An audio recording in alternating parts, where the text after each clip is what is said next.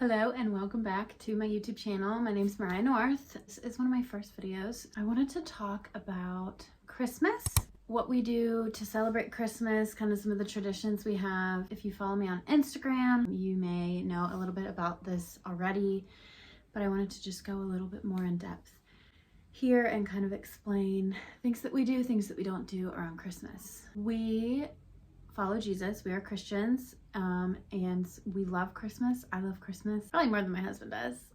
I love Christmas. My children are 2 and 9 months. Still very young. Say this year's the first year we're really leaning into some of the Christmas traditions because my daughter is just now old enough to kind of understand any of it really. Some of the big things we don't do. I get a lot of questions about this on Instagram. We do not do Santa, and we do not do like the elf on the shelf thing. And I know that can be surprising to some people, I think, especially the no Santa, but I would love to explain that a little bit more. I like to do stockings, and I like to do Advent calendar. I don't do like an Advent calendar with a bunch, like 25 different gifts though. I do it a little bit differently. We love full season of crafts and baking and activities and outings and doing fun things together as a family. Somebody wanted to join me, so okay,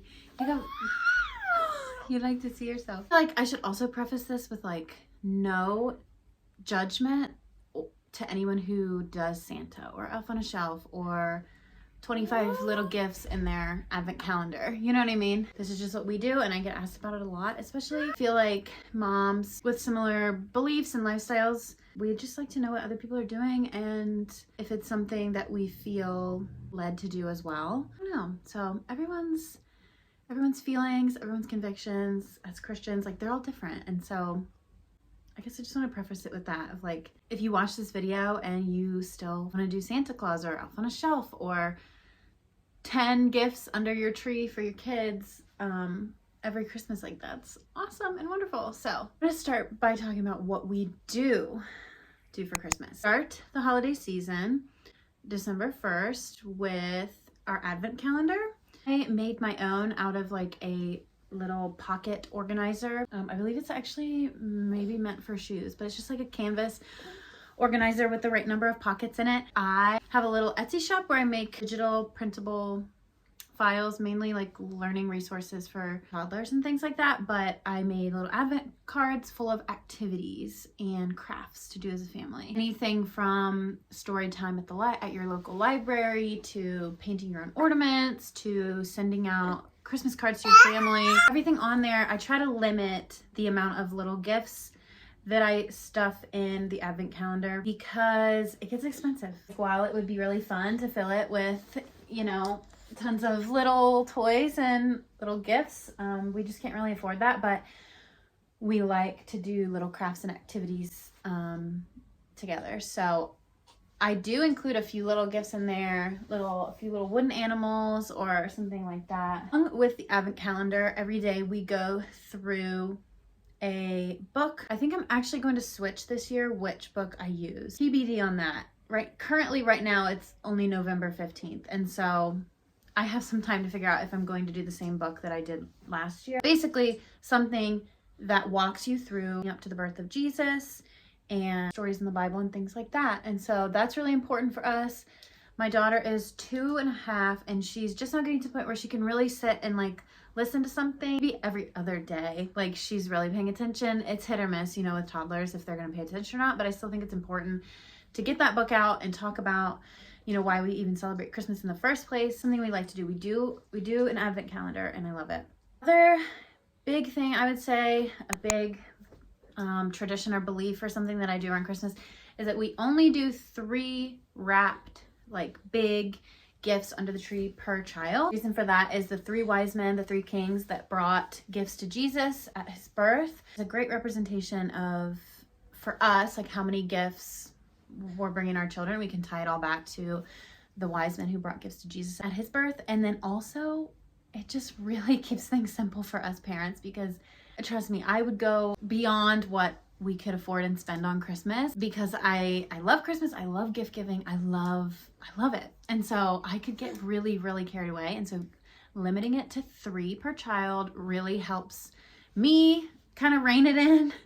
I just don't want our kids getting too much stuff. I mean, we do not limit at all like how much family members want to get for them. My mother-in-law, she's an incredible gift giver. She's the best. She can get whatever she wants for the kid. We don't say, oh no, you're not allowed to get them anything. They're only allowed 3 gifts this year. Just 3 gifts from us under the tree. I say wrapped gifts because the advent calendar does have a few gifts in it, as well as our stockings. We do fill a stocking. We typically open our stockings on Christmas Eve. That's something I did as a child, and I really like that. Stocking are usually stocking stuffers. They're just, you know, smaller little gifts, stuff that would fit in a stocking. A few other traditions that I've heard of that I really like. One, my mother-in-law used to do this. One of the gifts under the tree that they would open every Christmas Eve was their Christmas PJs. She would have them washed and in a box wrapped up, and that's the gift that her boys would open on Christmas Eve so that they could put their Christmas jammies on and go to bed. I think that's really sweet. And then I like the something you want, something you need, something to wear, and something to read. I think that's super sweet, like that. So if we didn't do that, the 3 gifts thing, I think the want, need, wear, and read is another really sweet tradition to just kind of keep it simple and not get overwhelmed with buying your kids a lot of things. It can be tempting maybe, or overwhelming even. So okay. Moving on to things we don't do. We do not do Elf on a Shelf. I don't know much about Elf on the Shelf. I don't know what the rules are, but we don't do it. It kind of ties in with Santa, which we also do not do. Moving on to the topic of Santa. So, like I said, this is a big, hot topic, I feel like, and it can cause a lot of divisiveness. And so I just want to preface this all with saying, I don't think there's anything wrong with doing Santa if you're a family who does Santa. I think brings children a lot of magical memories. I was raised in a home where we did Santa, and I thought it was fun. I thought it was sweet. And I know a lot of parents worry about, well, if I don't do Santa and then my kid goes to school and like tells someone that Santa isn't real, or I think other parents who do Santa are worried, okay, well, you're telling your kid that Santa's not real, and then they come to school and tell my kid about it and ruin it for everybody else. And I have a few thoughts on that. One of the big reasons why we don't do Santa. I made this decision before we even had kids. When I started following Jesus, I heard this perspective on the whole Santa thing, and I was locked in. I was sure that I was not going to do Santa because of these reasons. Yeah. The biggest one is that I don't want anything hindering my children's beliefs in Jesus. Some people might say, well, that's really silly. Your kid can believe in Jesus, believe in God, and also do Santa. Here's my problem with Santa is that the character of Santa, the idea of Santa, is that he's omnipresent. Santa is always watching.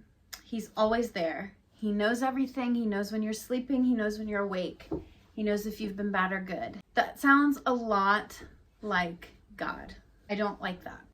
I don't want my children thinking that Santa is like God in the way that it's a false God, right? I think it's a false God. I don't want my children to grow up one day having these categories of beliefs like Santa, Easter Bunny, Tooth Fairy, make-believe things, and then Jesus fitting into that category. You know what I mean? If there's any chance at all that would happen, that in their mind they would question, okay, my parents told me that these handful of characters, Easter Bunny, Santa, because we don't do those either, Tooth Fairy, are all make-believe. Does that mean what they told me about God is make-believe as well? If there's even a chance that would cross their mind, that's it. That's enough for me to say no Santa. I hope that makes sense. Again, I don't want to come off as like my convictions and beliefs are the only right way to do things. This is just something that I feel really strongly about. The other big thing is I don't really like the idea of my kids thinking that they have to be good or bad to receive gifts. I want them to know that we as parents love them, you know, unconditionally, whether they are good or bad, whatever that even means. Love them enough to give them gifts each year for Christmas and celebrate Jesus's birthday. I also just think, like, personally, I just don't want to lie to my kids. And I know that sentence there makes a lot of people put their walls up because they think, like, I'm not lying to my kids. Like, it's like a story, or it's like make believe, like the same way that you read, you know, fairy tales in a book. But I think that if I were to sit in front of my children and say, hey, tonight Santa's coming down a chimney and he's gonna leave gifts or whatever, you have to go to bed, I don't feel comfortable saying that to my children. I don't feel comfortable saying to my children, hey, write out your wish list and we're going to put it in the mail and mail it to the North Pole. Like, I don't like that. And I don't want to lie to my children in that way. The same way I wouldn't tell them Elsa and Anna really live in a frozen castle in the middle of the Arendelle or whatever, you know? Obviously, we can't really avoid Santa as a character. Santa is out there, you know, in the books and in the movies and then out there in the Christmas decorations. Like, we can't avoid the image of Santa or the character Santa. If my daughter thinks that, I'm trying to think of something that she watches. What does Lottie watch? Moana. If Lottie really thinks Moana is out there in the ocean and, like, really exists, that's for her imagination to decide. I have some friends who also have never perpetuated the idea of Santa. That's what it is for me. I just don't want to perpetuate the idea that, like, Santa is coming and he's here and he's that kind of thing. They have never perpetuated the idea of Santa. They have never told their children that Santa is coming or written from Santa on a gift. But one of their children, he started believing that Santa was real. Like, she heard about it and she believed in it, and they didn't, like, sit down with her and make a big deal about it and say, hey, listen, Santa's not real. Because it's the same with, like, if your kid wants to really believe that, like, dragons are out there or something, I don't know.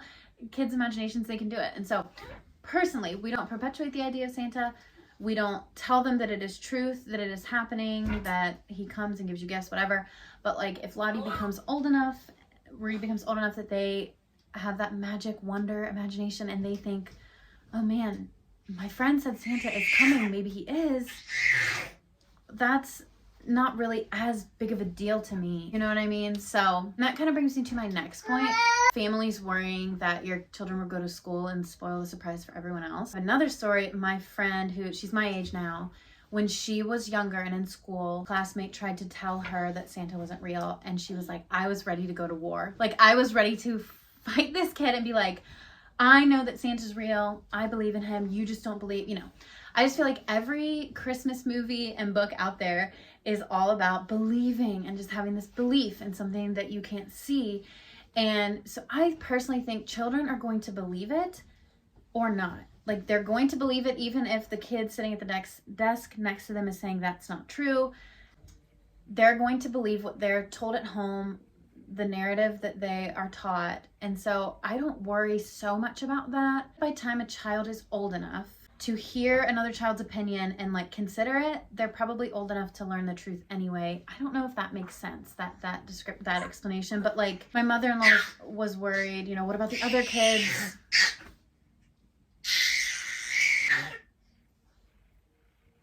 You okay? We don't have to worry about other kids in the family because my children are the only kids in the family. So that, I guess, is another element. Like, we don't have to really worry that Lottie's going to tell someone else or ruin the surprise. Like, they're the only kids at family Christmas. So, obviously, of course, when Lottie gets to an old enough age, we will sit down and have a discussion with her of, like, hey, some kids believe that Santa, you know, does XYZ, and if you love your friends and you love your family, don't ruin the surprise for them because that would make them sad. And, you know, we can kind of explain that to them, have that conversation with them. You know, if you love someone, you don't really need to go telling them that the fun that they're having is not real or something, you know? So that's a conversation. I mean, she's only 2, so right now she doesn't know anything about Santa. She has zero idea because we've never talked to her about it. I try to stay away from books that are all about Santa, and we lean more into books that are about Jesus and his birth. We look for books about just winter and maybe the manger, Christmas traditions, but we kind of stay away from books about Santa, which is actually really, really hard. I'm hoping to come out with a list sometime soon of some of the books that we like that don't have Santa in them, in case anyone's interested in that. I know one more thing. I think a lot of people's argument for Santa is that he is Saint Nick. And while I think that historically that's where it derived from, I think that we're so far away from who Saint Nick was. You read about him. Santa Claus is so far away from that for me personally, it's hard to even relate the two and make that enough of a reason for me to do Santa. I think that we could teach about Saint Nick if we wanted to without involving Santa Claus, because I just think they've become so very different from each other as time has gone on that it's not enough of a reason for me to do Santa Claus. Anyway, I hope all of that makes sense and doesn't seem judgy or I don't know. I get a lot of questions about what we do, especially moms in similar life stage to me with young children. We're just now starting to think about these things and to make decisions for our family. Like, what are we going to value? What are we going to do? How are we celebrating the season? I hope that this helps. It's something that people can talk about more on family traditions and things like that. Oh, Rudy's gonna go for my tripod. Don't touch it. Anyway, so I hope that helps. Thank you for watching. Thank you for tuning in. I hope to make more videos like this soon, just sitting down and chatting. Let me know if that's something that's of interest. My baby's trying to get the tripod, so that means we gotta go. Rudy, say bye. Say bye-bye. Bye, guys.